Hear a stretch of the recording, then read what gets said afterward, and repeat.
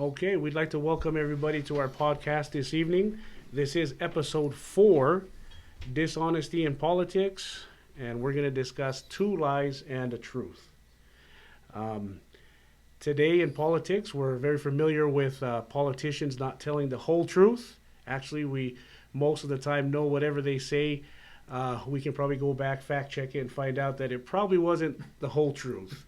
So today, we have a couple of guests here that I think will represent their side fairly well. And let's go ahead and introduce them. I have to my right first here Malakai Tuyaki Jr. He will be representing our Republican side. And then, of course, our Democrat, Pasa Tukuafu. Before we get started, let's go ahead and have them introduce themselves and give us a little background about where they're from and why they stand for what they stand for. We'll start with Leka here, closest to me, and then we'll turn the time over to Pasa. Right on. Well, appreciate you guys having me. And Pasa, nice to meet you and of course, your beautiful wife, my cousin. So I spent most of my life in California, where our parents raised us. And politically, I think for the most part, we felt like we identified with the Democratic Party growing up. And then when I got married, I did my own research and decided that my views and my beliefs all align with the Republican Party for the most part. But what I definitely know for sure about myself is that I'm pretty conservative with my views in all the issues. Malo lere, ko ingoa ko Pasa Tukuafu, and my family migrated here in 1972. So I came as I was 8 years old when my family migrated here straight to Salt Lake City. So I lived here and went to school here and graduated from the University of Utah. And I have a son that attends BYU. So yeah, I'm kind of like, politically, polarized between Utah and BYU right now. But I'm like Leka. I grew up here, and the political influence was mainly Republican here in Utah. And everything I hear was from, I go to church, it's Republican. I go in a community, it's Republican. I go to the Tongan community, and everybody say, yeah, Republican. And so I just kind of follow a Republican until I started doing my research. And then I found out that most of my beliefs and views were more represented on the Democratic side. So you're getting a different, a good view of, depending on where you're at.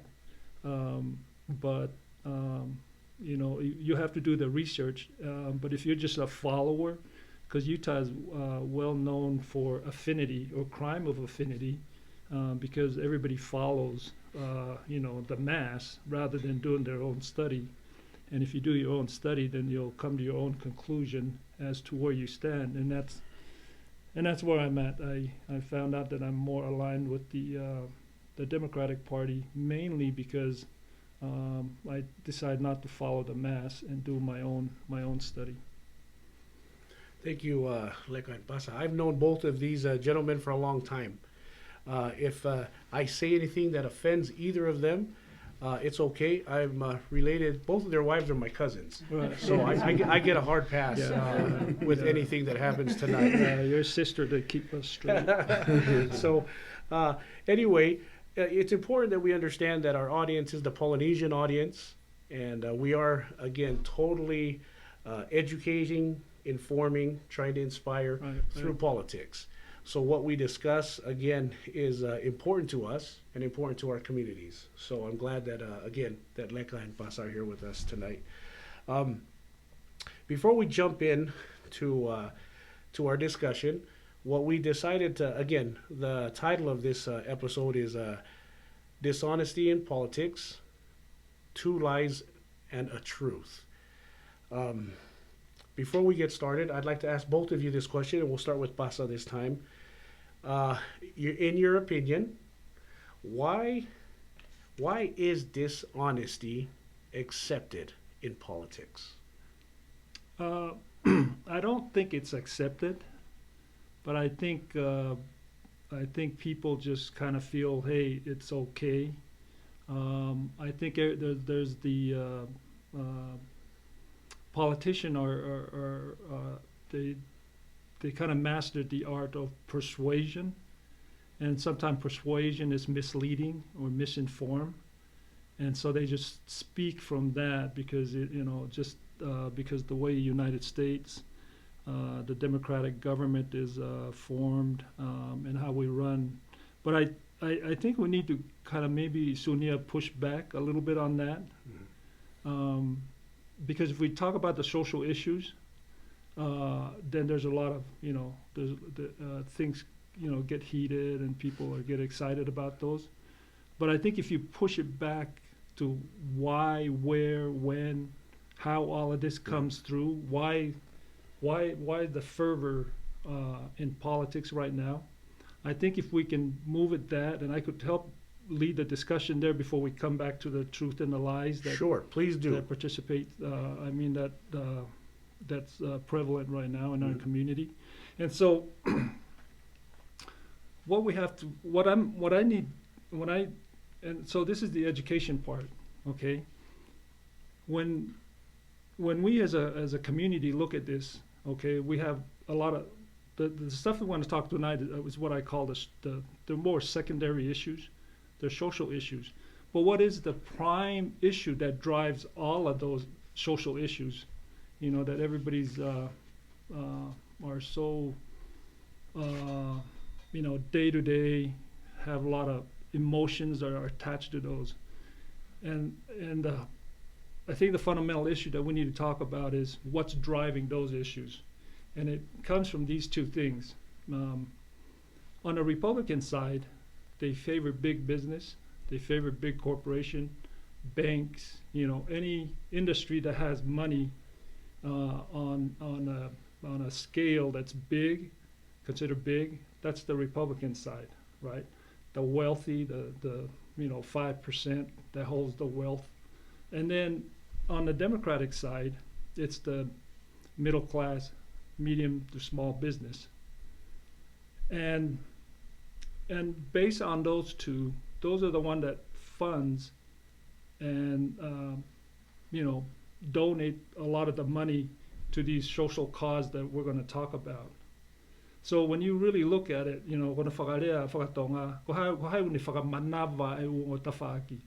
it's the big business versus the middle class or the small business, right?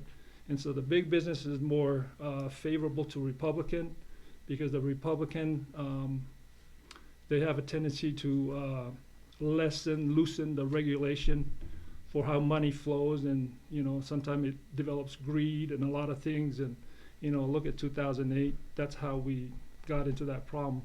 A lot of greed that took place, because of the less regulation. Where on the other side, the Democrat kind of looks at that and goes, no, we're going to protect the consumer. We want to favor the middle class, and so we got to tighten a lot of regulation on the big business, the bank, and that to protect the consumer. So, and the donation to a lot of the issues that you are going to talk about or we're going to discuss, it comes from those two sides, and that's where politics is at right now. Is who's funding, who's putting a lot of money into these commercials that we see. Every channel you're turning to, you'll see a commercial about politician. Who's funding those? And that's where when I say, that's them. It's the big corporation versus the middle class, right?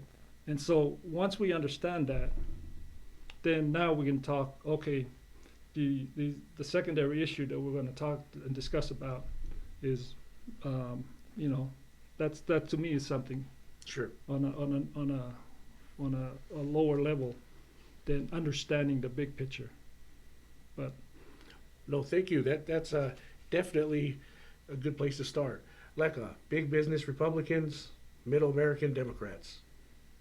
Yeah, that's the that was the thought process I had before.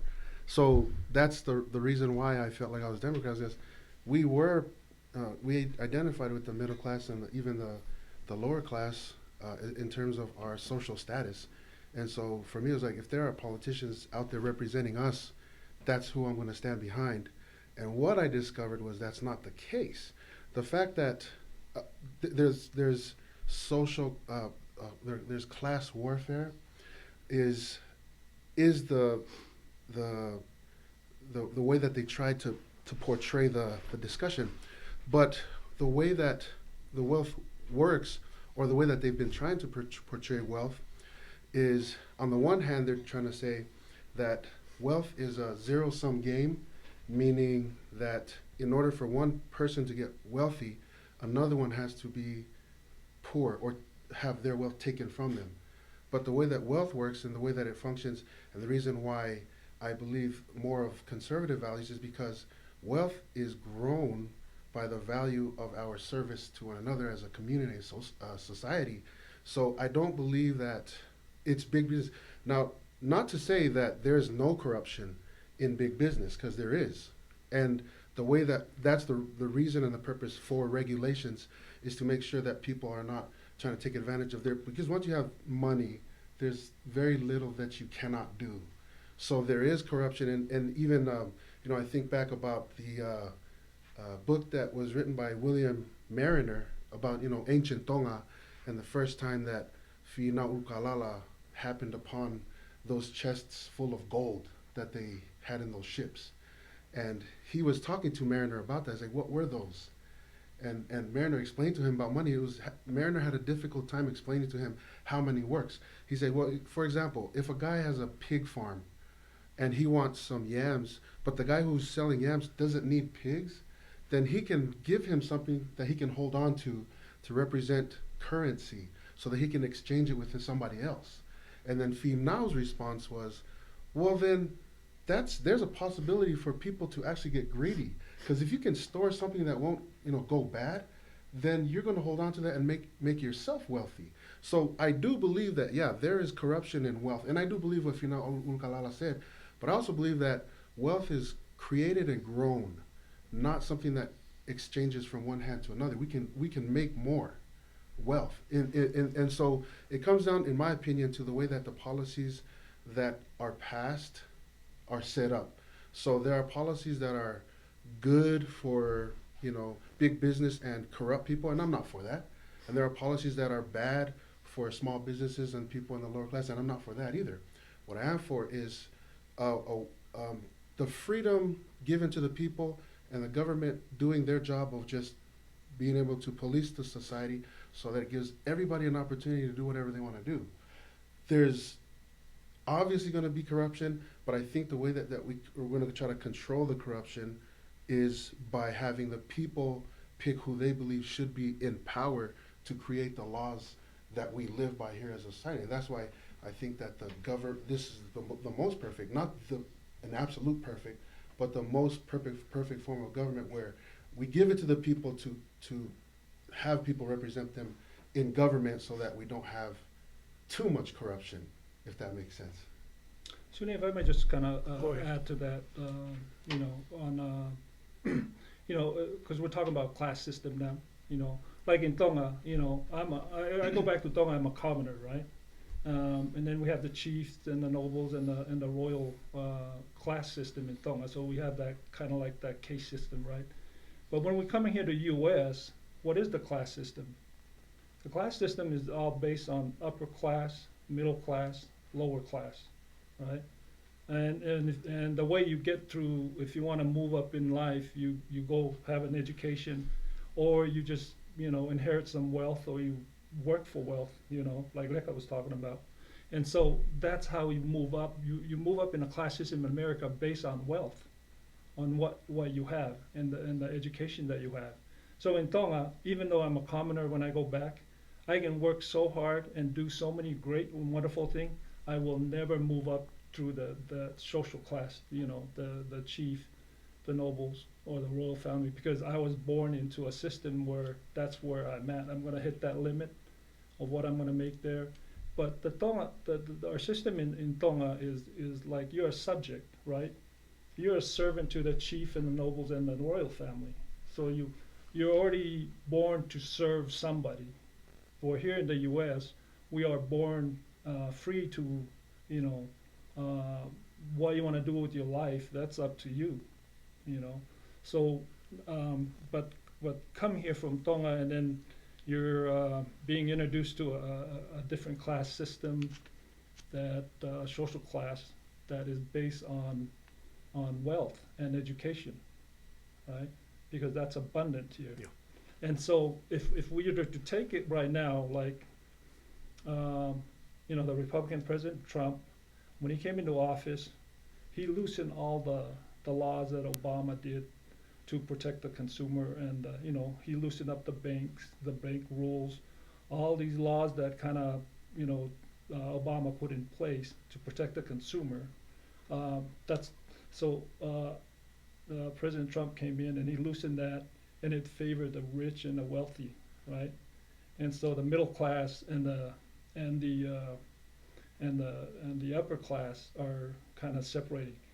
There's a gap, and so and that's the beauty of the party system in the U.S. is that they have to balance out. There's nothing wrong with the Republican, the Democrat. I believe it's very healthy for a form of government, a republic form of government, that it's under democratic rules and laws. Okay, so the difference, we're trying to educate each other here. So a republic form of government is by the people, but the rules and laws that run and govern that republic is democratic, by the people, for the people, right? And so that's what we have. This is a system. Where we were in Tonga, what we had was the rule, we had authority, right? And so we grew up as respecting authority, trusting authority, serving authorities, right? Somebody had a title. It's one thing that when I go to Tonga, if you have a title, everybody wants a title because it elevates you, you're a teacher, you're a preacher, you're a government civil servant, something. You have a title, and the people there, once they know your title, they give you utmost respect. That's just the Tongan way. So when we come here in the U.S., the title really doesn't mean anything, other than if your title has some wealth attached to it, I'm going to give you a lot of attention, right? Mm-hmm. If your title has something that has to do with education or some authority in religion, I'm going to give you a lot of attention based on that. But I think that's one of the things that our people are running into, is that we are so obedient, we are so conforming, willing to follow, and so everybody just I'll follow you. You point out to me if I'll go do it, and I think that's the downfall of our people. If we don't study the issues and understand what they are, and when you go and vote, you're voting with your conscience, and not you're not voting because my friends and church members and co-workers, they have an influence over me, and so I'm voting because of that. Yeah. No, you vote because you understand what you're voting for, and I think that's what we need, and we need to get away from the mentality of a case system that we came from, and come and understand that we are in the land of for the people, by the people, right? And so it's very healthy that we have moderate Republican, moderate Democrat. I think that the problem that we have is the extreme, the fringe on both sides. And I think I'd rather just stay in the middle on both sides because it's healthy for this country. And the other thing I think that I want to add on to that is this thing called civility.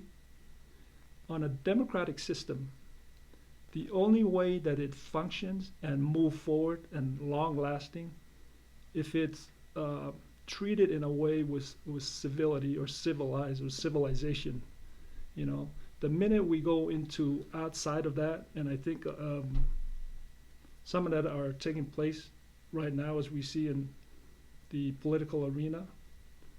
Once we get out from misinformation, the vulgarity of what's taking place, and the incivility, that's the downfall of the democratic form of system, of government system, or the republic.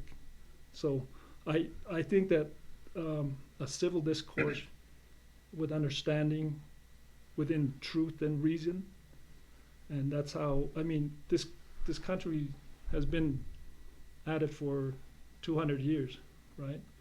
And we're still, it's not perfect, but we're trying to form a more perfect union. Yeah. And if you go back to Tonga, you know, it's a monarch, democratic, unique form of social system, right? I mean, that's a mouthful if you sit down and break those down. But there's a democratic part in there that we need to focus on, and it's only been there for 10 years. And in that 10 years, everybody, you know, pretty soon,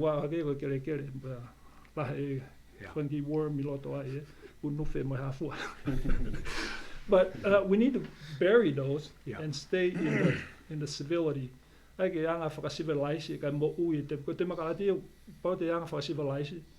it's great. If you don't have civility, then that's the demise and its downfall. Before we jump into civility and, of course, the elections of today, Right. Real quick, this is off topic, but this is a topic that we'll have on another episode sooner or later. Those of you that are listening can tell I have two historians here. They're very well versed with their history and Tonga. Quick question. Well, we don't know the history of our village. That's the problem. We know the history about everybody else's village but our own. The problem with this panel is they only know the history of Matahau.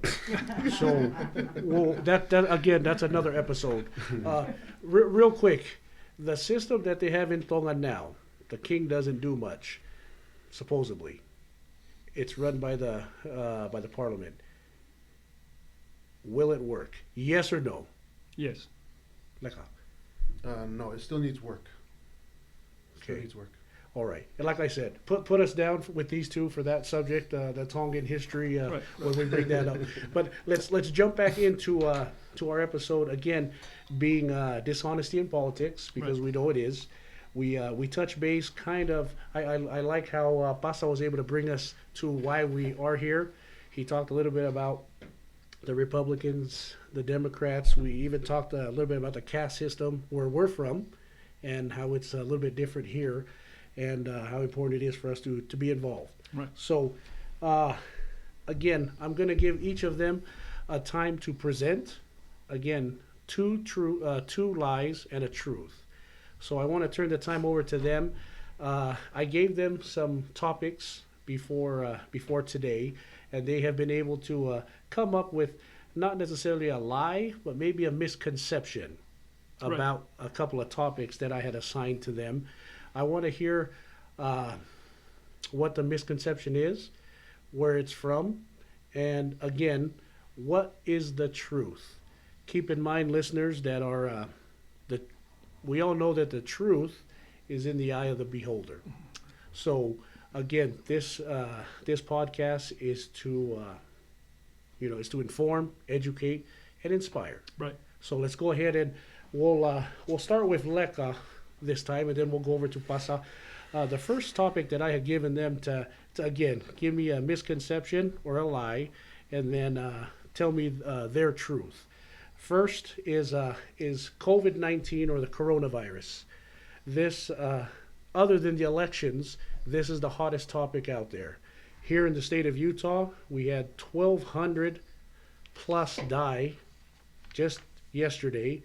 1,200 that were tested positive. 1,200 tested positive, and 2 deaths.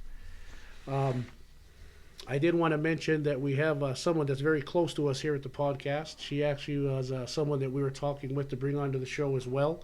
She had COVID, Rita Satini, and she unfortunately passed due to COVID in the last, actually earlier today. So we want to send heartfelt condolences to the Satini family. Let them know how much we are thinking of them at this time. So again, we'll turn the time over. Again, our topic for this next segment will be the coronavirus, COVID-19. As of today, 1,200 confirmed positive here in the state of Utah, and again, 2 deaths. One pretty close to home to us here. Leka?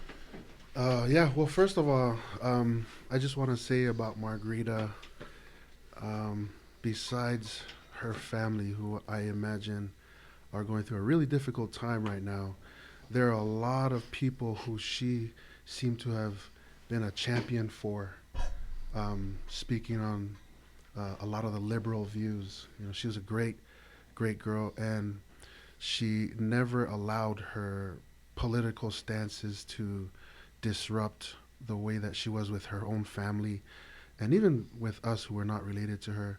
She was just a fun and happy and loud girl. She was really uh, alive, and it'll be a presence that I think everybody will miss. So I think that, especially for me, I mean, I'm close with his brothers, and I just want that family to know that we're gonna miss Rita probably as much as the family does themselves.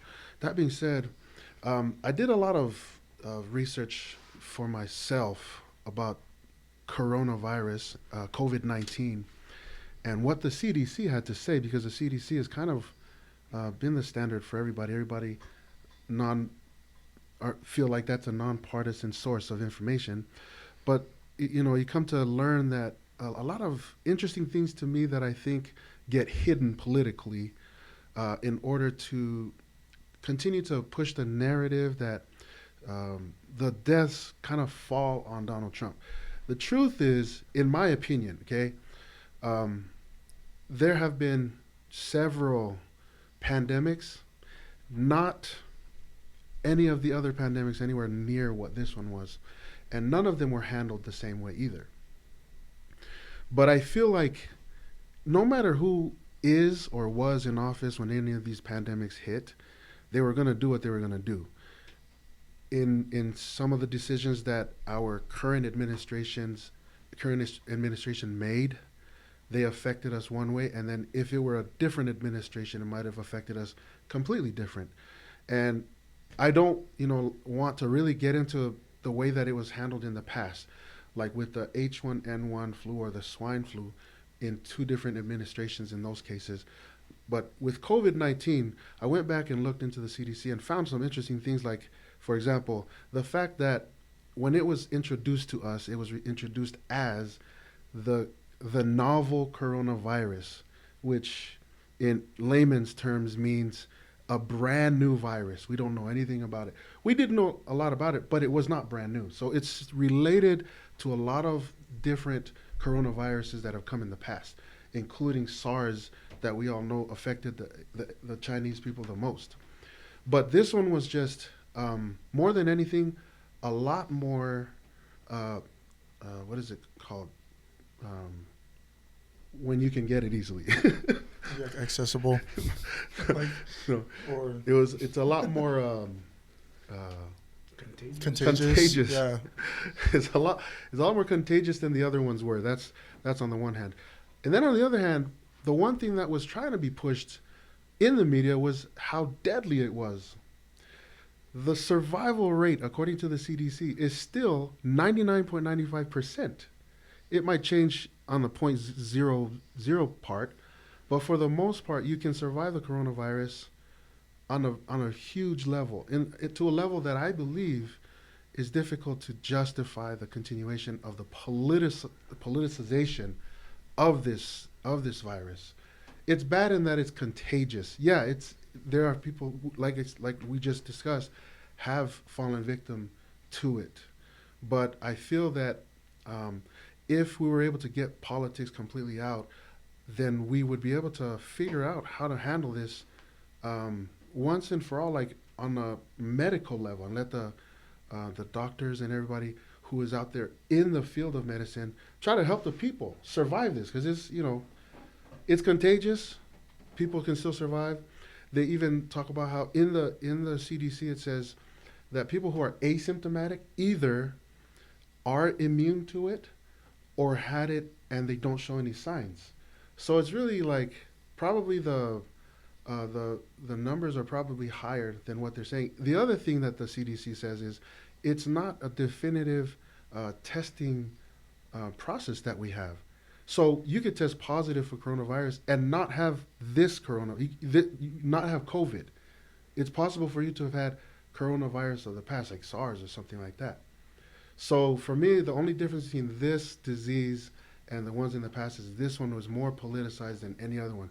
When H1N1 was big, when swine flu was big, it was not politicized. This one is, and I think that it's unfortunate because we can't put it on anybody. Even if Obama was president, or even if Joe Biden was president, or Hillary Clinton, there shouldn't be any blame. I also believe though too that Trump did, in my opinion, the best that he could with what he knew at the time. In fact, I do remember that when he did shut down travel from China, that there was a lot of politicians on the Democratic side coming out and saying that he's doing this because he's xenophobic, he's racist. So, and we had people like Nancy Pelosi showing up in Chinatown in California saying, "I'm here, I'm fine, it's fine, don't worry about it." And then when it did become as serious as it did, they turned their conversation to say, "This guy should have did more earlier." You know what I mean? So to me, like, you don't even have to do that. Let's just all try to figure it out together. I don't care who's in office. You know what I mean? I don't like that there's the battle about whose fault, because I think even if it's somebody else, at least 200,000 people are going to die, no matter who's in office. You know what I mean? No matter what they try to do about coronavirus. Thank you. What's up? Yeah, my condolences for Margarita's family. I knew her when she was in our youth, in my ward. I knew the family, very fond of them. She is a firecracker. She represents, her view. She speaks her mind. A lot of people gravitated to her. She was a very community activist, and I applaud her for that. And she's going to be sorely missed by all of us. Also, a shout out to my nephew Sione Tuguafu, who's also on COVID. He's on coma at the hospital. Has been there for several weeks. So we pray and fast and ask, plead for higher power for them. But that's only two. There are so many of our people that are infected by this disease, and so I would just say be careful out there. Avoid hugging. Tawanga Whakatonga and all that, the Polynesian, as soon as we get together, everybody loves to hug everybody. We need to save everybody's lives. We need to help everybody by just keeping the social distance and wearing your mask. But I think that's where I'm going to start off, Sunia, if I may. When Obama was in office, he had a department where they had government officials and had a playbook for if there's a contagion and pandemic, this is how you go about it, because they learned from the N1H1, right? And so when Trump came in, he kind of dismantled that and took it away a couple years ago. And now the pandemic happens, and now they're looking around as to, hey, what are we going to do?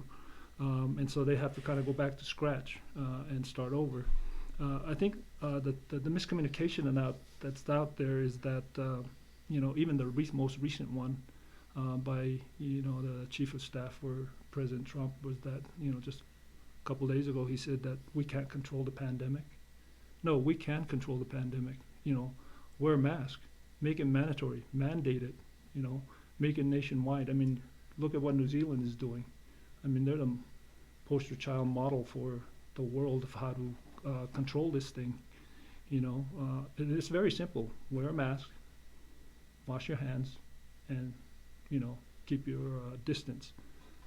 We have over 227,000 people who've died, and sad to say that too many of our Polynesian people are part of that death rate, and but the pandemic is the narrative on it is being pushed as it's a hoax.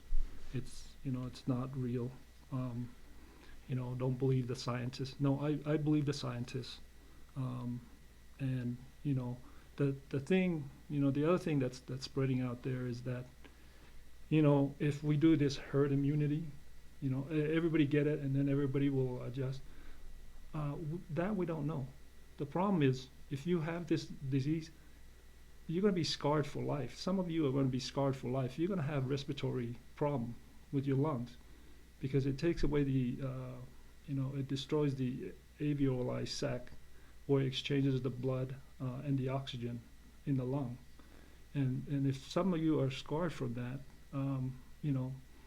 it's starting to be known now through some of the studies. Some people heal from it, some people are not. So I'd rather avoid totally getting this until we find a cure or some vaccine, because that's how the flu came about. 50 million people died 1917 up to 1918, and then when they found a few years later they found a vaccine, then that's when you start slowing it down. But they had to figure out how do you slow the pandemic, right? Well, they started wearing masks. They started keeping their social distance. They started, personal hygiene came into play.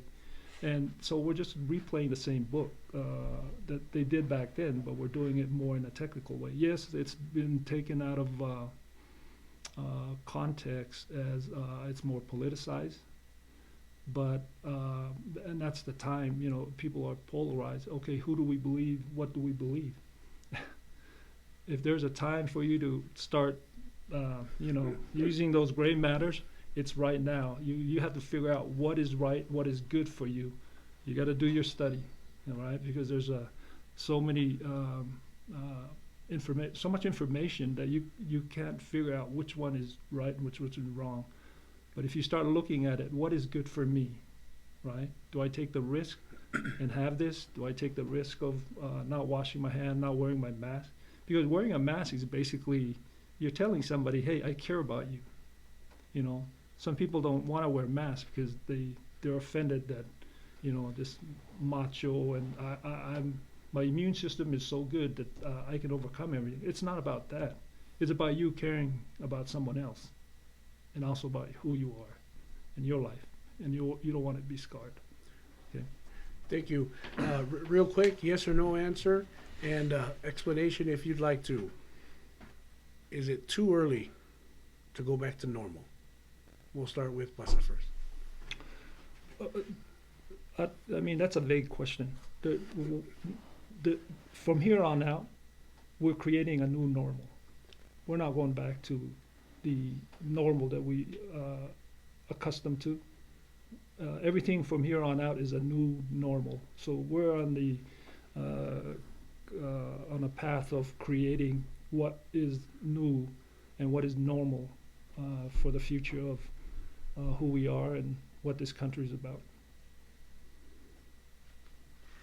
Yeah, I think I agree to that to a great degree, that it's definitely going to be different.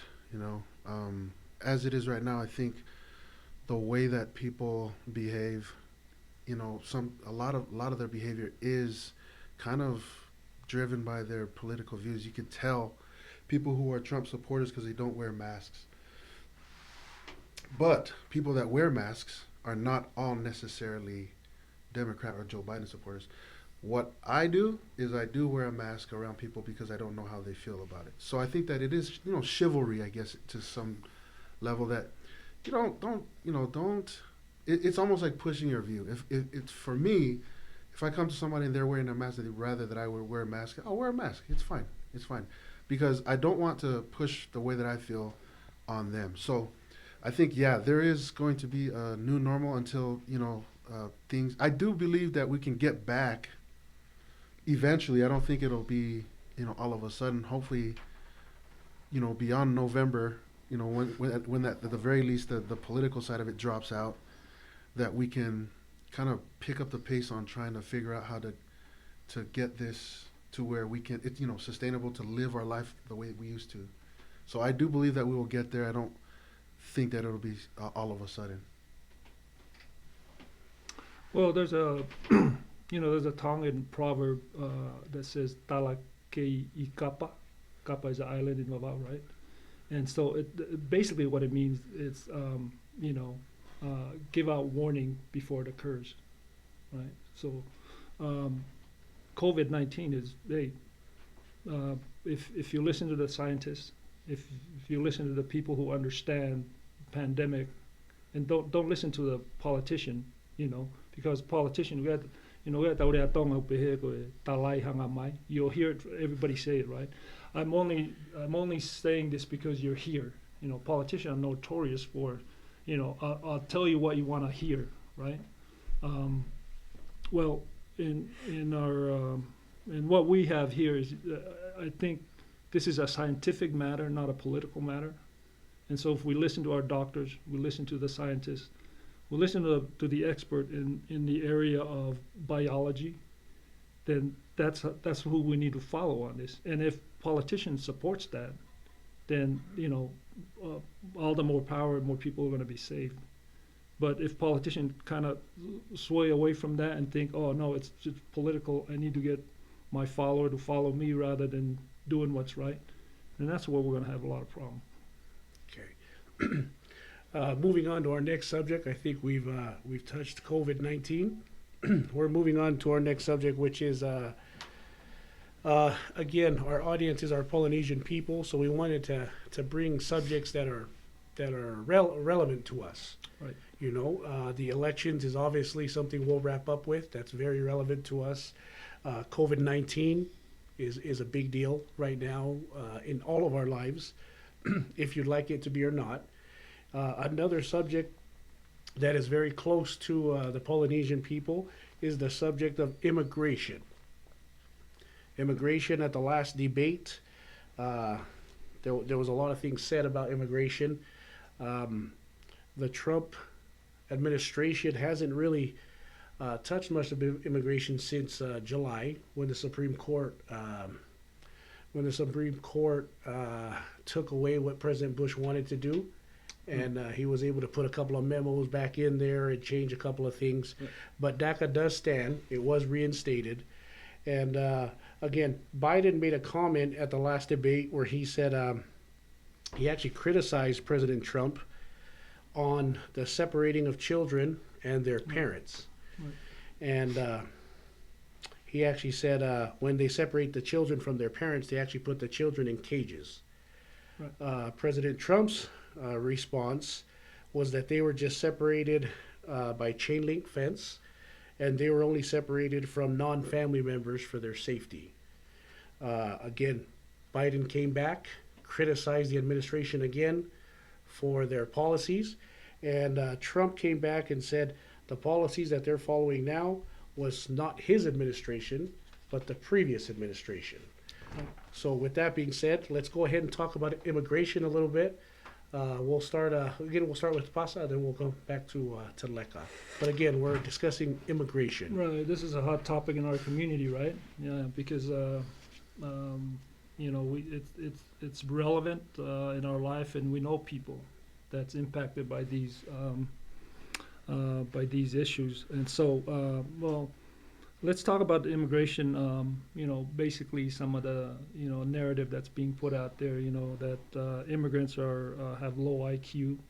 As stated by the president, they're rapists, murderers, and gangsters, and a lot of other demeaning, undermining people.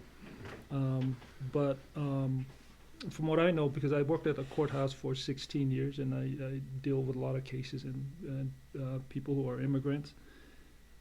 People are actually really, really good, Yeah, people make mistakes here and there, but deep down in their heart, they are good people, And we have our few bad peoples, but I don't see people as low IQ rapists, murderers, and gangs. This country here was built on immigration, on immigrants from all countries around the world, And surprisingly, a lot of the advancement in science, in politics, in education, in our community are people of immigrants. It's their ideas that are infused in the fabric of this society that makes this country work. So I don't see immigrants as that. Now, in regards to DACA, when President Trump came in, he wanted to remove DACA, the Dreamers Act, and that kind of hurt me because I have children and I have family members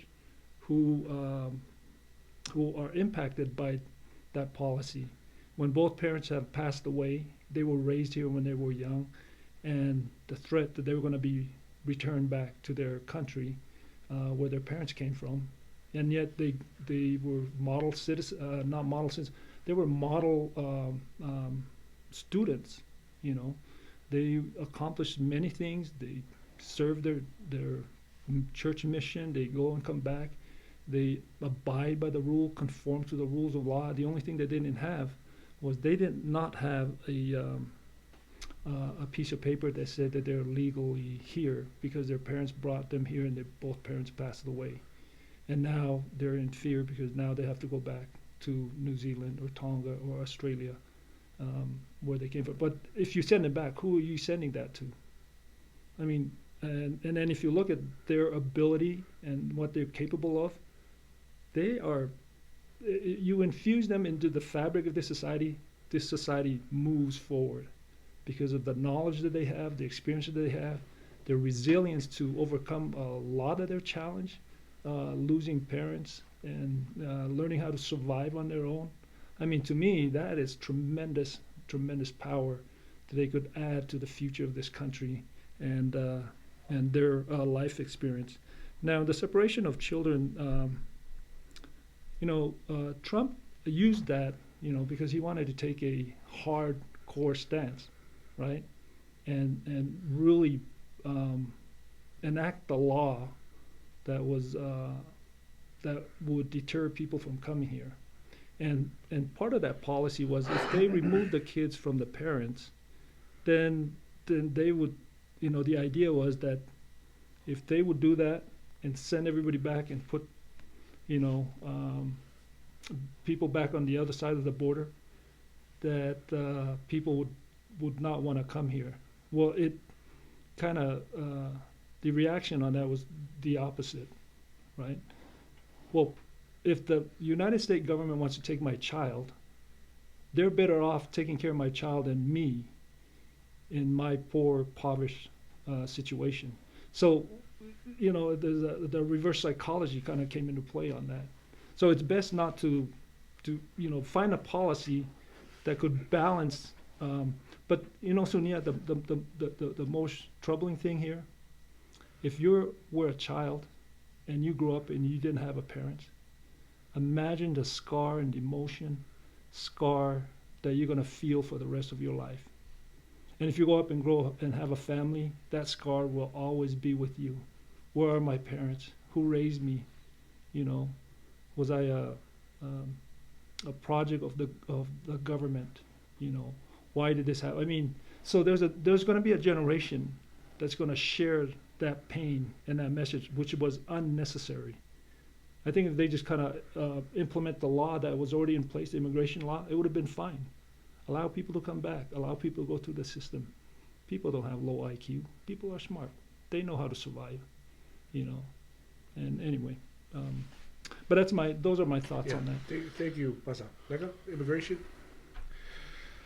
So, this was tough because I completely disagree with Pasal. We're civil. Yeah. No. That's why I let you speak on. I wasn't going to get into you like I wanted to.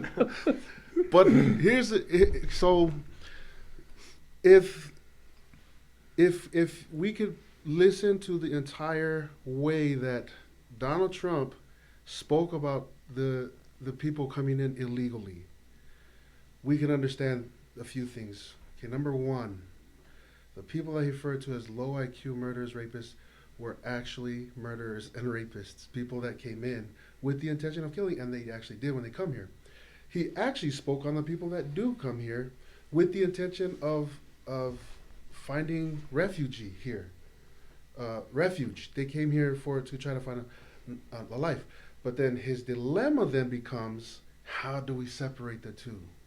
How do you say, okay, this guy is for sure good and this guy is for sure bad? The way you do it is by upholding the law. So the law is, if you're going to come to the United States, you have to come through an immigration process the way that it's always been.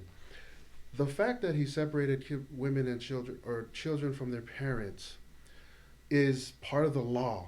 The law says if the parents are arrested, we can't arrest the kids. But now that the parents are arrested, where are we going to put the kids? The other thing to that is that he was not the first. Neither was Obama to that point. President Bush did it as well, and Clinton before him. So it was just an ongoing thing, and then finally what happened, they politicized it with Donald Trump. They hate this guy. The thing that I feel really bad about with Donald Trump is he'll be the first president that leaves office poorer than he when he started. He spent a lot of money to get in here, and for the purpose of what I believe is to build the country back up to what the greatness that it's supposed to be. And in my opinion, it's the greatest country on earth, and that's why people are trying to get into this country, good and bad. They're trying to get into the country for purposes of building their family and trying to get into the country to destroy it. There's everybody trying to come to this country for whatever reason that they have. I really don't.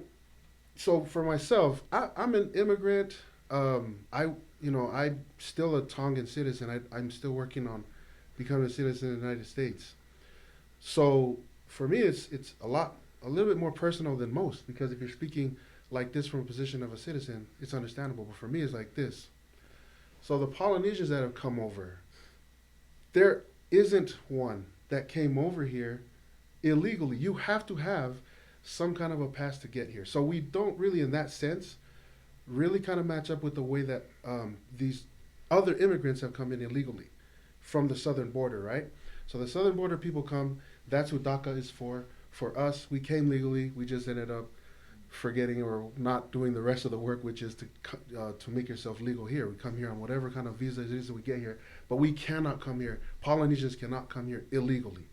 When they get here, if they get here and they stay here and they have kids and all that other stuff, and they start to work backwards and trying to get legal, that's been the case so far. The only people that have ever gotten sent back to Tonga, as we all know, are people that committed crimes that they won't stand for, right? And so those people get sent back. The difference between our immigrants that get sent back because they're here now illegally because of their expired visas is they can't come back. The difference between us and the people that come in from the southern border is they have come back multiple times, and they come back for ill intents and purposes. And that's the reason why from the beginning Donald Trump pushed to try to build this wall, and he has continued to build it. What I really like is that he kind of snuck it in these last couple of debates where he said, you guys, been focused on the other stuff. I've been building the wall. So he was able to kind of, what he wants to do is first maintain law. Let's just say, let's stop the illegal immigration right now, and then we'll deal with everything else. And now that these people have come through, we're not going to just put them back in the desert. We have to do something with them. So they build these facilities. And what Donald Trump has done in the last couple of years, without anybody's knowledge, is worked with the Border Patrol agencies to find out exactly what they need. So not just build the wall the way that they want it built so that they can do their job better, and also make sure that they have facilities that are able to handle this influx, this huge, there's too many people. They can't have hotel rooms for everybody. So this is what there's, I'm not saying they're great, because yeah, they were fences and cages and it looks crazy in there. But I don't think that there's any ill intention of the way that Donald Trump is trying to deal with immigration the way that it is. But I also feel like Polynesians are affected by the immigration policies that they're trying to work on differently than the people who are coming up from the southern border. So for us, it's just, what we call we some Norfolk over guys over here come over here and we freaking don't finish the process of getting legitimized, but it's different for us. We came here legitimately on whatever kind of visa it was that we came on, and then we just didn't finish the process. But we're not like the same, as the people that are benefiting from the DACA policies. Okay, that's a response. Oh yeah, I can. One of the the laws is still the same from Obama to Trump, and so Obama, in terms of immigration laws, Obama was more lenient, but on Trump's past 4 years, he's put his foot down, right? And how? Okay, so how does that impact our community, right?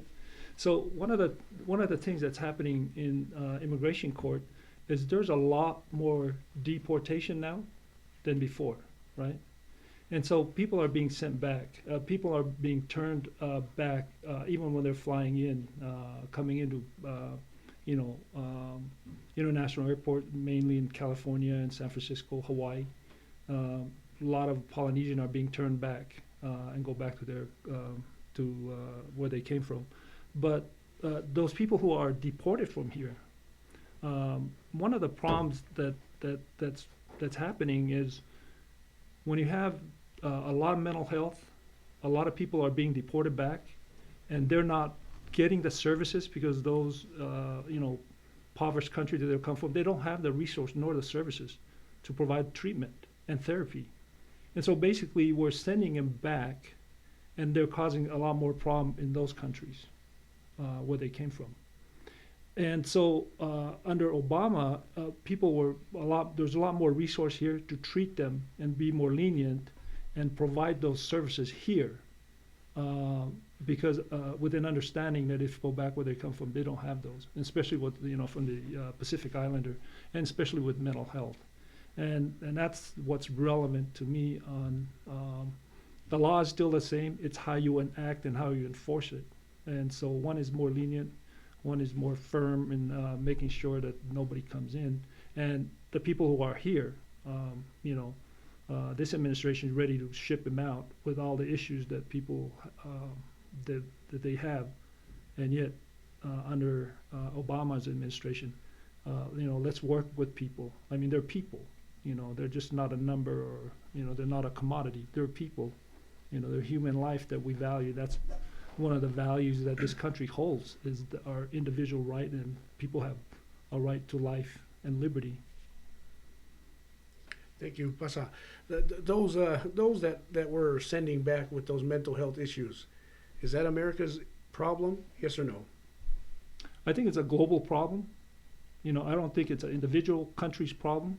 Those are going to happen in any country around the world. Like I say, we're human. We're vulnerable to disease and effect of our emotion, our mental health, our physical, and so our spiritual. And so a lot of those things has to be resolved through on a global basis.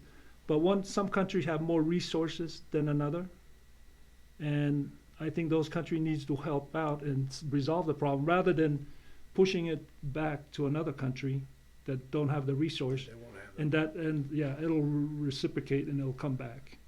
And so try to resolve and find out the issue before you send them back.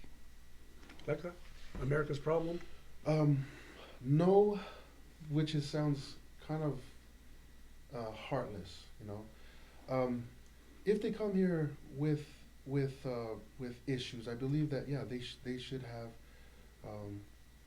access to some health care and some help here. Yeah, I do believe that, but I don't believe that it's our problem, and I think that's one of the big issues with illegal immigration, is that they come kind of hoping to get a hold of and take advantage of the programs that we have here for people who are less advantaged, financially, and so they benefit from it. But I don't believe that it should be a burden that's placed on the rest of the Americans.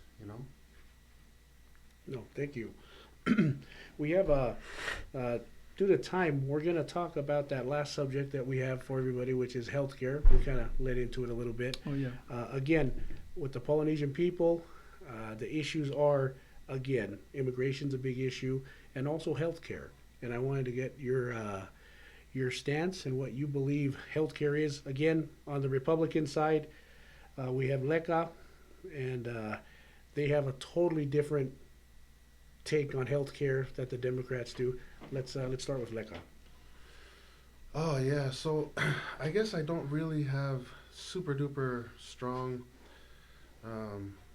convictions about healthcare. I think that I for sure do not believe that it should be socialized or nationalized, or that the government should have anything to do with the healthcare, system. I think that the different programs that are available through the government, that there is actual competition in the private sector and the free market, proves that the government cannot do it as well as the private sector. So I think that if they were able to leave healthcare up to, the healthcare professionals, and let them devise ways to make themselves competitive in the free market, it might be better for competition and for prices and everything like that. Because the thing that I do not know, or that I believe about government and the way that they put their programs together,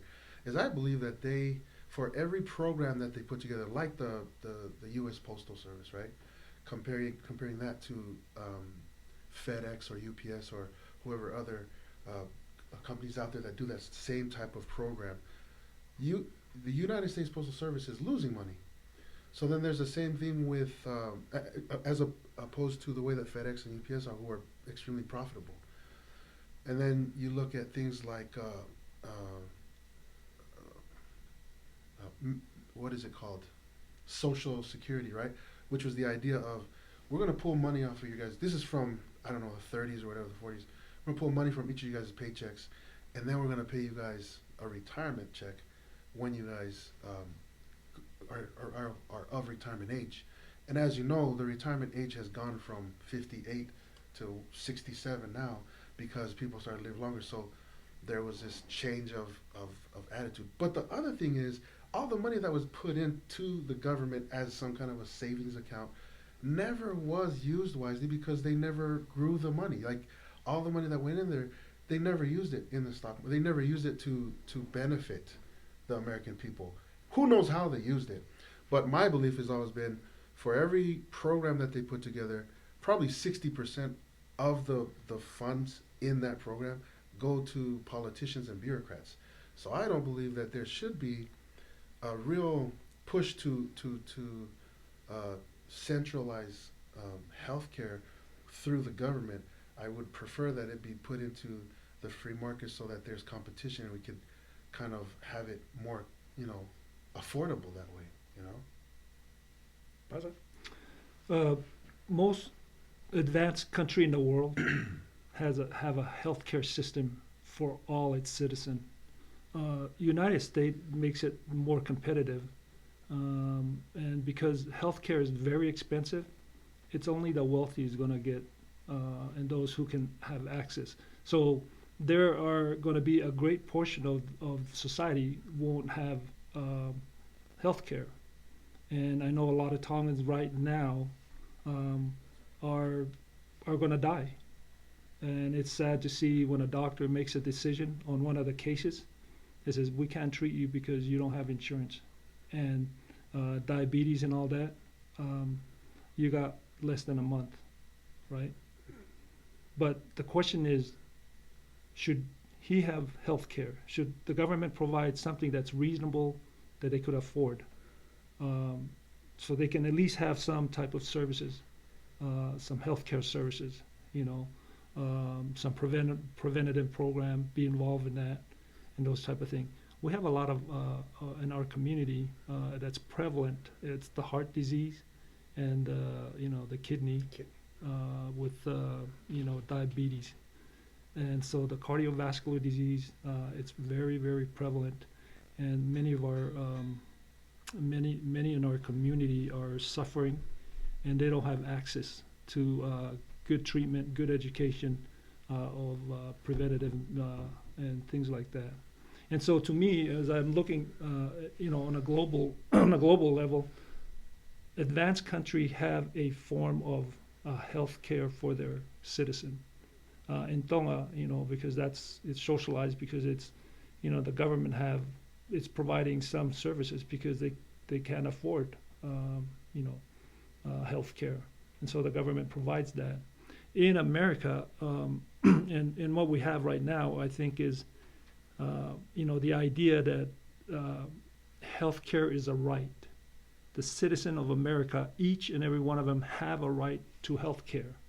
And so, at some point, at some level, the government have to provide that in one form or another, because if you're just basing it on who could afford it, yeah, you're going to have a portion of your citizen going to have a health problem, and not only as individual they're going to have health problem, but those health problems will kind of spread out through their community and through their family, and so exacerbate the problem as you're trying to contain, this pandemic. Let's keep it to one, to a minimum. But the people who are homeless, who are out there, people who can't afford it, they're out there spreading also the virus.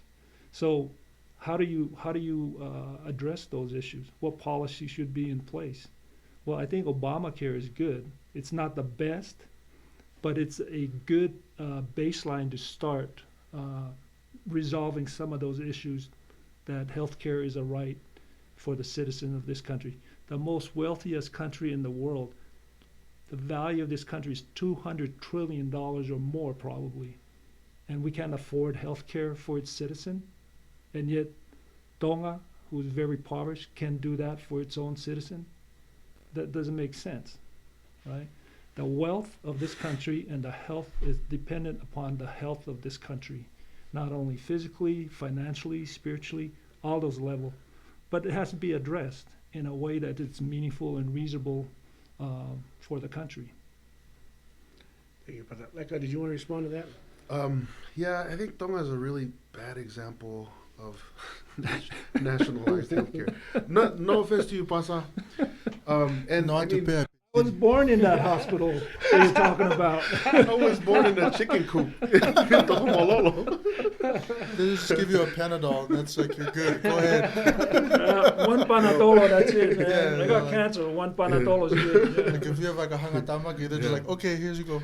Well, so on the one hand, you have like Canada healthcare, which is like what you said, is for the most part paid for by the government. The disadvantage of that is that you speak to Canadian citizens and find out that their payroll taxes are actually in the 50s. So they actually do pay for everybody's health care. And we don't see anything like that here. The difference is that we have incentivized healthcare, or incentivized health professionals. So people who become doctors know that when they become doctors, they're going to be, they're going to be taken care of as far as, they're going to be, they're doing it for their, well, not on the one hand to be able to help people, but it's a very lucrative profession. You know what I mean? There's a lot of money there.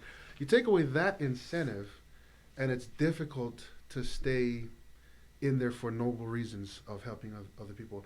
And this is just me. This is 100% anecdotal, so I'm not saying that this is the standard, but I have spoken to different individuals who are in the healthcare profession and talk about how the problem with healthcare, if it's taken over by the government, is the government tells you how much you can make. So they're the ones that are saying, normally you charge $1,000. Well, you're going to do it this time, and we're going to pay you $200.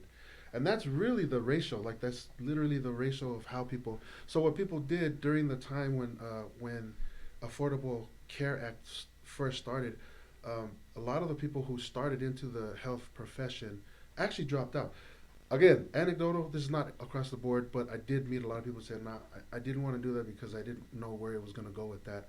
Because if they start to socialize or nationalize medicine, it's going to make it difficult for people to make a living, even as it is now. So you have people that are on Medicaid. They have the same, not the absolute same, healthcare as people who can afford great healthcare, but they have access to a lot of the doctors who subject themselves to the government, who say, I'll do this treatment and get the payment from the government, and the government pays them less than 50% of what they actually charge. So there is a cost. Like there is a cost for having great health care, and the cost is you have to pay a lot of money, and that's why I mean we have to work it out. Like allow the private sector to be able to get a hold of, healthcare, so that and then become competitive across because right now you can only get healthcare that is available in your state. You can't go cross borders, right? Into other states. If they open the borders inside the United States and allow for everybody to compete against each other, now you're talking about being able to see prices of healthcare go down. Right now, I think the average here in Utah is like $600 a month for healthcare, but you can see that go down too if you allow the private sector to take control of it. But right now, with the idea of the Affordable Care Act, it's not as competitive, and therefore it's going to be controlled by the government. And really, that's the reason why it's difficult for me at least, to see a really good plan. I don't know anything about medicine.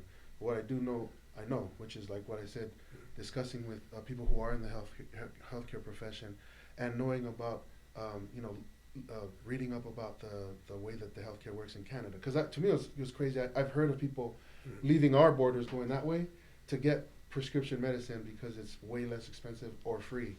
And then I find out it's because they tax the people, and people do end up paying for it. So I think right now it's all right, our healthcare. It could be better. I don't know what to, I leave that up to the pros, but I think that it should not be nationalized. That's a 1 minute response to like a. Well, this whole thing that we talked about before, big corporation, big, businesses and things like that. Well, the healthcare system is controlled by the insurance, which is one of the biggest corporation in the world. And so all these healthcare insurance company, yeah, they don't want to nationalize it because they want to be in control, because they have control of the medicine, treatment, and all that. So the big insurance company are the one that's going to benefit the most, not the citizen, right? So that's why I believe that this Obamacare act as a baseline needs a lot of tweaking here and there, but it's a baseline giving rights to the people to have health care. Okay. Our time has come and gone, but I do want to give you guys the last couple of minutes to, if you wanted to share anything from your end. And I would like to know, very personal question, but I'm going to ask it anyway. Who are you voting for in a couple of days and why? And then we'll wrap that up. We'll start with Leka, and then Pasa, and then again I'll wrap things up. I can't vote because I'm still Tongan citizen. What? You have a non-citizen here talking about politics? Yeah, surprise! No, I think it's pretty obvious. I would vote for Trump. Now, I just want to say this though.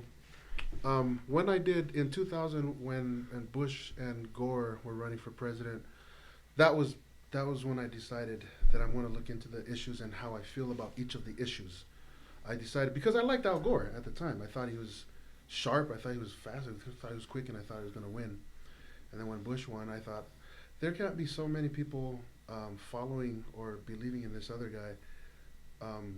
That's all bad. So I looked into the issues, and I discovered a lot of things about myself more than anything, And so what I have from 2000 until now, what I think I can sum it up in is this.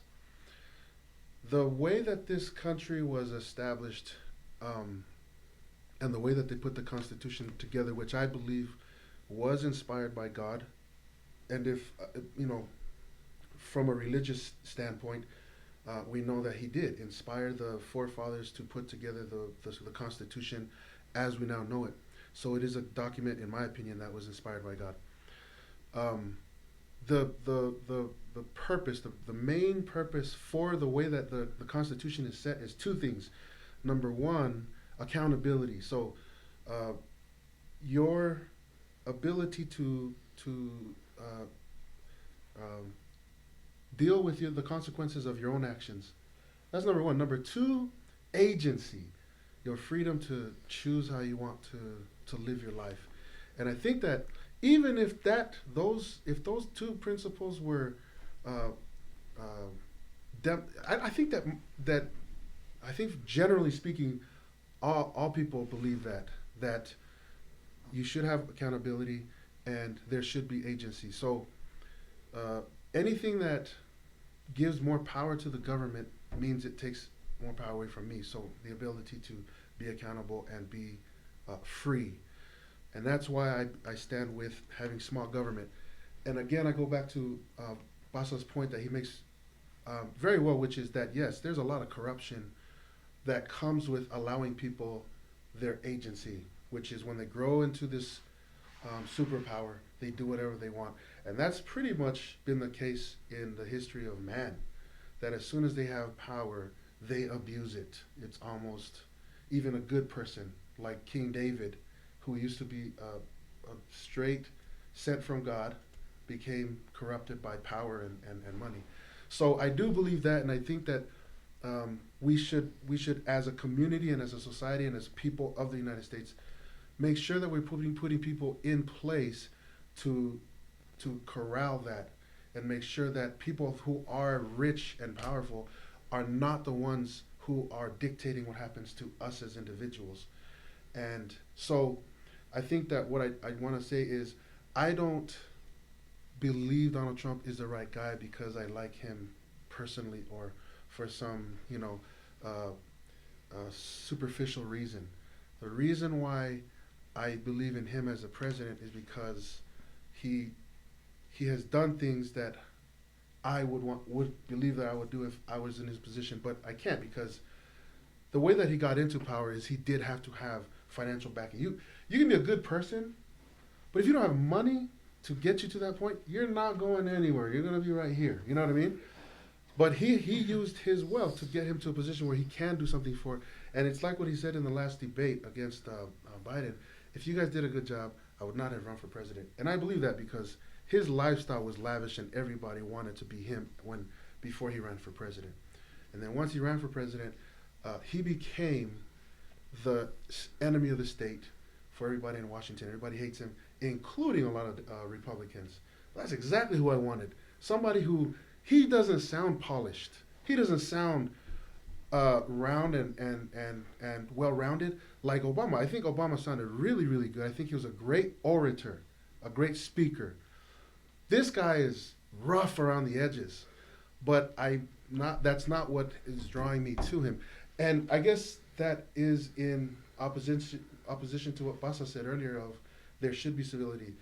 Yeah, I do believe that. And I wish that he was a little bit more polished and not so rough around the edges. But he is.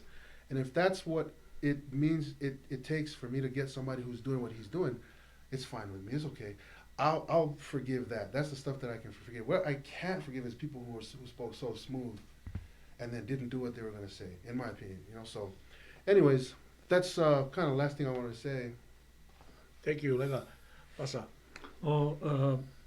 Malo Sunia.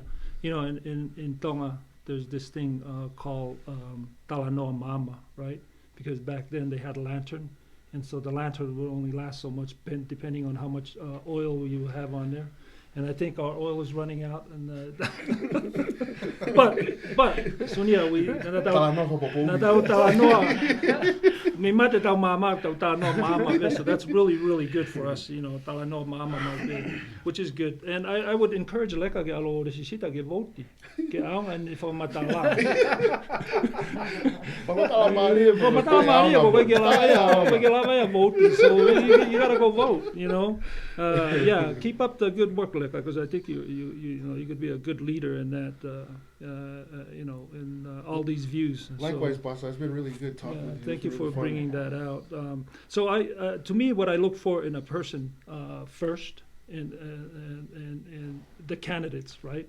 I look for a person that I could trust, that have compassion, a person who kind of express some sincere honesty and carry themselves that they're caring for people, and that's what I look for, because I know that I'm going to benefit from that type of person, right?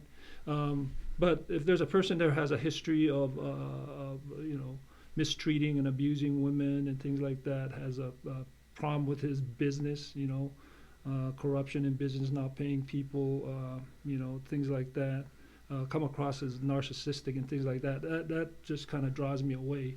And so to kind of put that, you asked about where I'm voting for. I already voted. It's already in the mail. I was part of the 50 million people already that's voted already, and we submitted our vote. I asked my wife, I said, who do you want to vote for?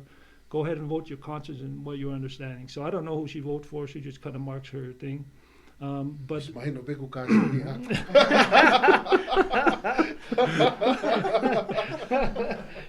but I do believe in balance. I do believe in balanced view. If there's balance in the parties on both sides, it's very healthy for the country because it provides accountability for both sides, and that's why you have a good party system. But I mainly, I vote mainly Democrat, and there in the past I have voted for some Republican because I felt that they're very honest and given the other candidates. So majority of the time I would default to Democrat because it represents my value. But if there's somebody out there that's really, really on the other side, whether they're Republican or independent, that represent my view, and I feel that they are trustworthy, and I would vote for them. And so that's I think we're here, Sunia and all that, and we all have the power to be persuasive and influence for good. And I hope that our Polynesian community continue to do well, grow, and be part of the fabric of this society. We were meant to be here, and we're going to take advantage of our opportunity of being here and make things great and for generations to come. Mahalo Abito, and thank you so much for having me here. All right. Thank you, Leka and Pasa, for being here tonight. Again, this was episode 4 of our 5-part series. We are so happy that we're able to be a voice for the Polynesian people. Thank you. We look forward to so many other things that we have coming from this group. Again, thank you for listening and have a good night.